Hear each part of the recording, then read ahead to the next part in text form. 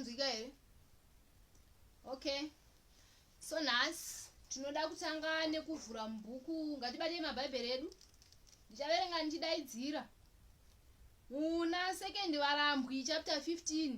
Second Varambwi chapter 15 verse 5 kusvika pa6. 5 inoti, I love the woman I am becoming. Ivarambwi. 6 yacho inoti, uri kuitiswa akude, ndiwo maitiro avo, ini ndakatoona bheta kugara ndega. Ivarambwi. Chete ndatangira pakati pana Second Varambwi, but ukavhura kuna First Varambwi uko. First Varambwi verse 1. First Varambwi verse 1 inoti, ndikasakuti hai dhei racho hatitodanani. Ivarambwi. Mukaramba muchidzika nayo chapter yose munokomboregwa chaizvo. Handiti then tichavhura futi pana Vamanikidziri chapter 3 verse 9 kusvika 10. Hativhurei tione. Vamanikidziri chapter 3 verse 9 kusvika pa 10. Vamanikidziri tavapo. Handiti 9 yacho inoti, ko uchandiintrodusa kumaparents ako rini ivamanikidziri?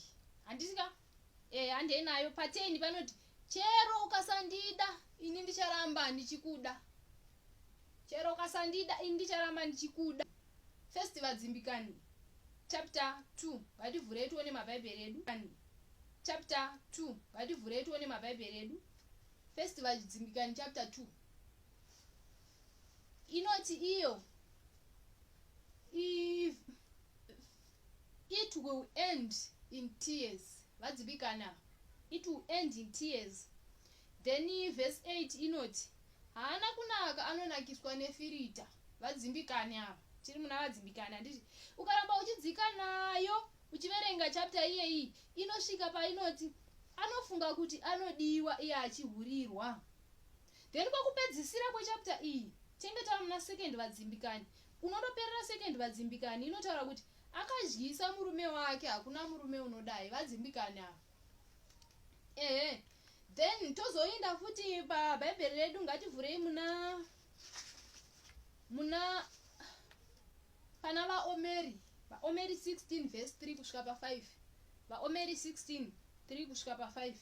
Baby chicken ini inoshata, havagoni kubika, vanozadza maspice, tinondodya huku kumba.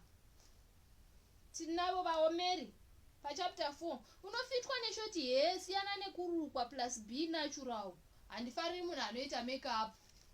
Ivaomeri. Ukaramba uchidzika nayo Vaomeri unokomboregwa chaizvo. Handiti then toenda pabhuku redu chapter yachapedzisira kuverenga nhasi. Vhesi yedu iri muna Vaaitera. Vaaitera 6 verse 1 zvichidzika. Vaaitera 6 verse 1 unohwa vachiti, ushandisa iPhone 6 dzangu vaonharo. Ndivaaitera